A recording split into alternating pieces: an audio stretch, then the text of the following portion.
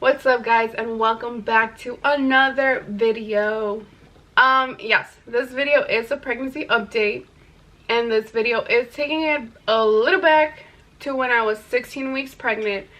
I am currently 22 weeks pregnant, and in this video I am going to be explaining why I ended up needing to get surgery at 16 weeks. So if you're interested in following along, and if you're new here because you happen to search up what procedure this is and what it's for, then keep following along. And also make sure to subscribe and turn on your post notifications to stay updated.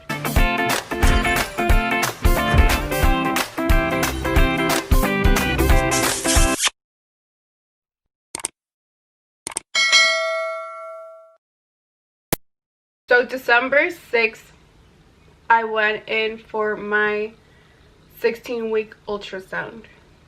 I am already considered really high risk. I'm already getting progesterone shots weekly since I was 16 weeks because my body alone cannot produce enough progesterone as a pregnant lady should. So with that being said, I've already been hitting some bumps in the road, right? So my 16-week ultrasound, I went in, they did an ultrasound, they checked the baby, she is fine, she's growing healthy, she's good. And they also checked my cervix. Due to my history where I tend to deliver really early, for whatever reason, checking my cervix is something that they're really always checking, pretty much. Obviously, the ultrasound tech comes in, they do the scan, and then my doctor walks in. When my doctor came back, he mentioned that they noticed that my cervix is getting short.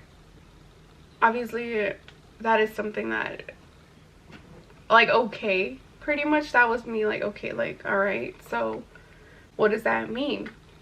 So in other words, your cervix is supposed to start shortening, but the only difference is that it should not shorten at 16 weeks. It should start getting shorter when you're closer to your due date.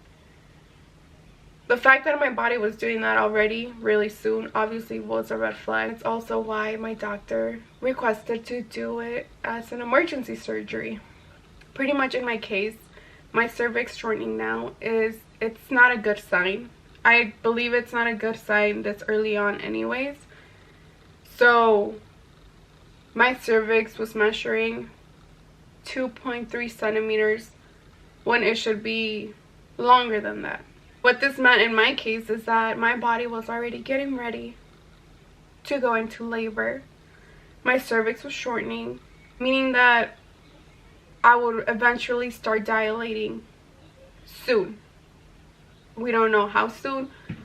We don't know how fast. We didn't know if it would get longer. We don't know any of that. So what my doctor suggested was that he did a cerclage on me. And I don't know what a cerclage is. I didn't know. I had no idea that that was even a thing. I didn't know that that was something they could do. I was scared and clueless, and I hate the unknown in general. So he told me, I want to do a cerclage on you. I feel like this would really help on your behalf. So the sooner we do it, the better. And that's how we left it off at.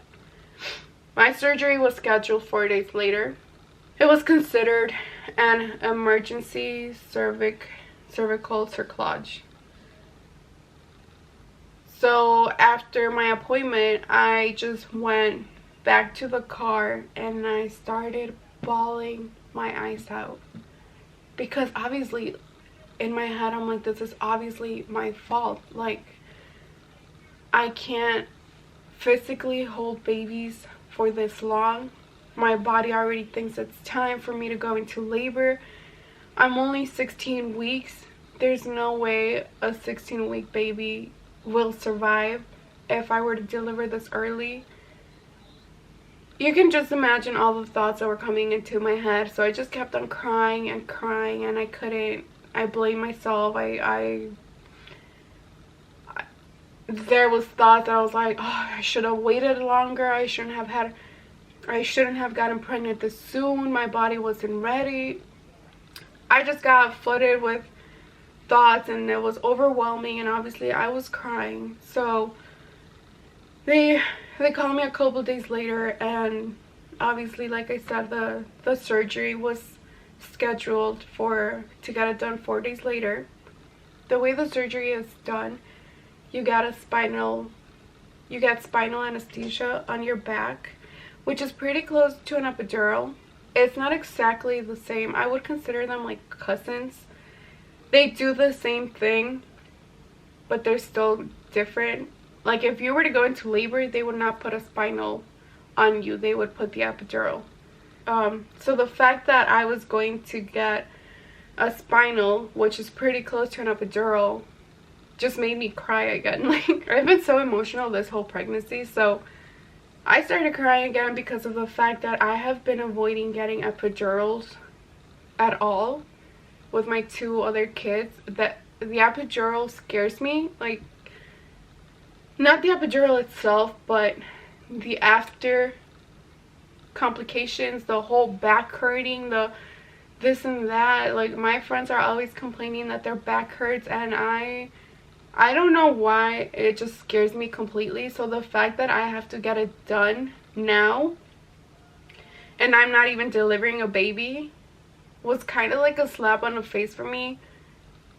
Just for myself personally. Like, there's nothing bad with it, but I could not go under full anesthesia just because I was already 16 weeks pregnant and it could harm the baby. This was the safest option. Those whole 4 days, I was scared. I was nervous. I was really sad, of course, as well. I did a lot of research and I couldn't find a lot of information regarding the cerclage itself. I did find a couple YouTube videos that helped out a lot, and I'll post their links down below. I even got in contact with one of the moms that got a cerclage placed and had a successful pregnancy, so that really eased my mind. But the main question would be, what even is a cervical cerclage? So a cervical cerclage is where your doctor closes up your cervix. They pretty much sew it together shut for the time being that you're pregnant. By doing this, even if the baby were to push down, they can't really get out. I hope this makes sense, right? So if this is my cervix, right, which is obviously inside of you, they go in there and they sew it completely shut. So what this does is, if the baby for some reason decides to start pushing down and contractions happen, it's pretty much holding it back. I won't say that there's no way that the baby will go through it, because that is one of the risks, that if your body really wants to, you will still go into labor regardless. But the whole point is to avoid that and keep it shut. But it's supposed to work. It's supposed to keep the baby inside longer, and this gets removed anywhere between 35 to 37 weeks. It all depends on your doctor. And I am not there yet, so I'm not sure what to expect there.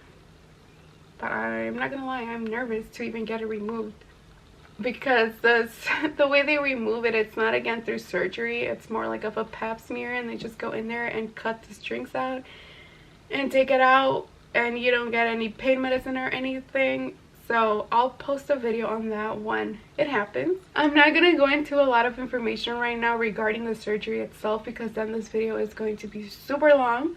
But I do have my notes down, and I also want you guys to ask me questions in general. If you have any questions, if there's something that you would like for me to touch up on more. Because the first thing that I did also was go on YouTube, go on Google, and try to get more information regarding what a cerclage even was. So hopefully this video can help some of you moms and calm you a little bit, or it's just another educational video you see, or you're just following along my pregnancy journey. Like I said, I'll go ahead and get into a whole other video with information regarding the surgery and how it is, because I was fully awake, even though it sounds scary as hell. It went really well, thank God. And also, right now I'm about to be 22 weeks on Monday, and I went to my 20-week scan. My cervix is actually measuring longer as well. It's 3 centimeters compared to 2.4, which is a big difference, which is so much better. It makes me feel happy that it's working and that it's doing what it's supposed to do. Because if it's something that I knew I could have got done with Romeo, I would have totally done it. Does this mean that I'm going to need a cerclage placed for any of my future kids? Probably. It's a possibility. It's something they're for sure going to look into. If there's one thing I can say about all of this, is that it is not your fault. Like I said, I cried in the car a lot, and I blame myself for my body not being able to hold a baby, for my body to start even like trying to go into labor. It's not, you could be doing everything right, and things like this always happen. Thank God for all the technology, for all the doctors, for everyone.